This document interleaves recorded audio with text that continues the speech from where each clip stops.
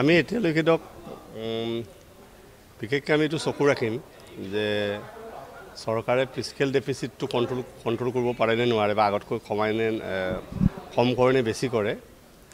আৰু কিন্তু যোৱা বছৰ বাজেটত যিমান টকা ধাৰ্য কৰা হৈছিলে বিভিন্ন বিভাগক, এইবিলাক মানে গোটেইখিনি ইউটিলাইজেশ্যন হ'লনে নাই, খৰচ কৰা হ'লনে নাই, এইটোতো আমি এতিয়া আগতীয়াকৈ গম নাপাম, কাৰণ 31 মাৰ্চৰ পিছতহে এইটো তেওঁলোকে আমাক জনাব।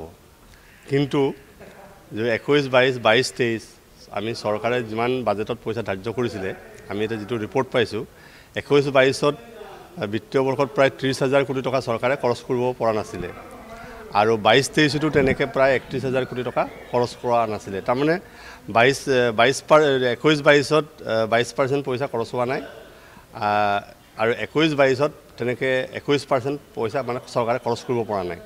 সেইকাৰণে আজি যিটো বাজেট দাখিল কৰিব তাত বিশেষকৈ আমি এইটো চাম যে যোৱাবাৰ যিটো ৰাজহুৱা ঋণ, যিটো লোনটো যোৱাবাৰ 18% আছিলে, এইবাৰ 18%টো বাঢ়িবনে নে 18% ৰাখিব নে তাতকৈ বেছি হ'ব, আমিতো এতিয়ালৈকে একো কিন্তু বেছি হ'ব বুলি আমি অলপ শংকিত হৈ আছোঁ।